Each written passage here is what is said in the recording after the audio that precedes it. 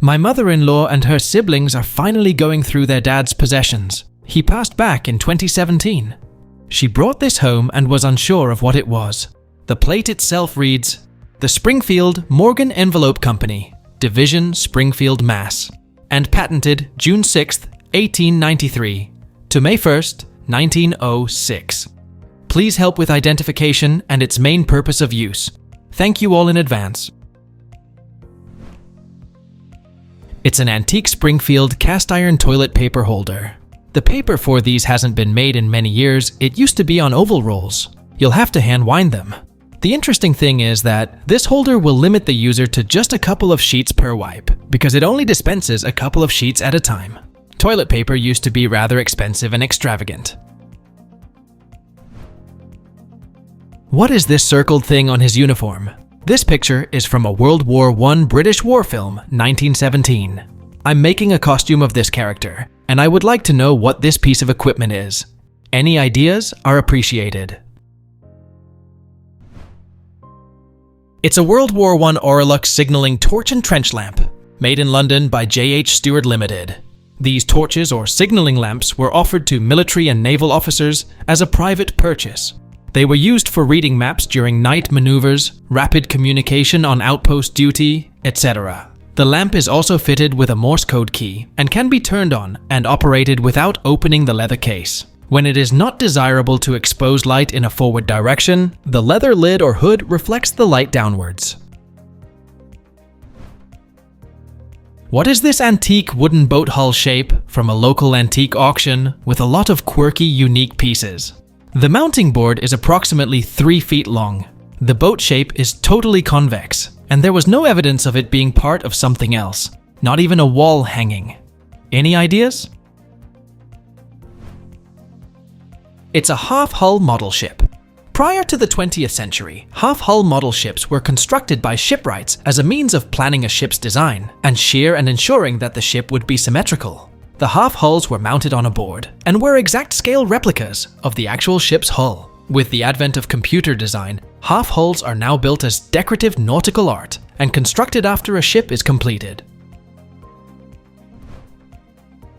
I found this thing on the beach with small symbols on it. Approximately 8 centimeters long, fairly heavy, and it feels like dense wood. Any history or extra information is helpful. Thank you. Trained archaeologist here. Definitely a clay pipe stem. They are found all over historical archaeological sites. A lot of work has been done in the archaeological community to date and sourced the manufacturing location of these artifacts because it helps us understand how old a site is and who the people living there traded and communicated with. The pipe stems were intentionally broken off from the bowl during normal use. They would get clogged and unmanageable, so they broke off the clogged part, and the pipe got shorter over time. When they got all the way down to just a few inches, they were referred to as nose warmers. The longer the stem, the cooler the smoke, which made for a more tolerable experience. Apparently, the tobacco of the time was of rather poor quality.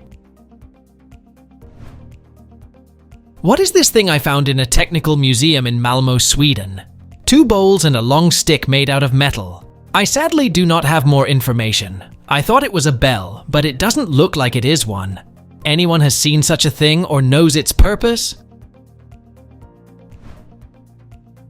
It reminds me of the Magdeburg hemispheres, used in a famous 1654 experiment to demonstrate the power of atmospheric pressure. When the rims were sealed with grease and the air was pumped out, the sphere contained a vacuum and could not be pulled apart by teams of horses. It was invented by German scientist and mayor of Magdeburg, Otto von Guericke. The hemispheres became popular in physics lectures as an illustration of the strength of air pressure. The original hemispheres are on display in the Deutsches Museum in Munich. The little thing on the left could be a small hand vacuum pump, and for some reason, the attachment of the pump has been hidden from view. What is this massive glass Pyrex vessel found at an estate sale? It measures 12 by 12 by 24 inches. Searches are extremely vague. The only lead I have so far is it might have something to do with chromatography, but most similarity-shaped vessels are a fraction of this size. The glass is slightly wavy and has a few bubbles on it, which has me thinking it could be from the 30s or 40s, but that's just a guess. Any ideas? It's a battery jar. Pyrex had a patent for them before power was widely available to power small things, and that logo was in use from 1928 to 1945 by Corning Glass Works. So your years are about right. In the late 19th and early 20th centuries, people used batteries to power telegraph and telephone systems, ring bells and alarms, or spark gasoline engines. The glass jar held a conductive solution surrounding the carbon and zinc elements that produced an electrochemical reaction. This was in an estate sale of many serving items including silverware, tea accessories, etc. This is about 8 to 9 inches long, with a handle-like loop on one end, a twisted body, and a small hook on the end that has a small hole. The only words I found on it say, Reed and Barton Sterling X1013. Google didn't give me any productive matches for that, so here I am. Thanks in advance for the help. It's a mid-century American sterling silver candle snuffer. There would have been a bell-shaped snuffer on the end attached with a metal ring. It is rendered in a retro arts and crafts style. The handmade wrought handle is done in a classic rope twist design. What is this thing that looks like some type of heat lamp found in Northern California? It has a bulb with 2 ceramic insulating rods, a reflective hood, and a pivoting stand or handle. It does turn on, and it is so bright, it hurts to look at. I only left it on for 10 seconds because it had moisture in the bulb, and I was concerned the bulb would break or explode. I was thinking maybe something to do with developing a film. Nothing at all is written on it, and I searched almost 1,000 eBay results for vintage heat lamps, and nothing similar was found. It is approximately 8 by 8 inches. It also has the type of momentary power switch that has to be held down for a few seconds while it starts, and then it is released. Any ideas? It's a tanning lamp from the 1960s or 1970s with a massive UV output. Do not look at the bulb for very long when it's on.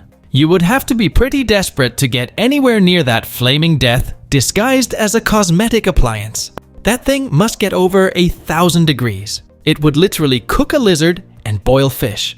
And how can you tan in small sections like that? You would end up with 12 different shades.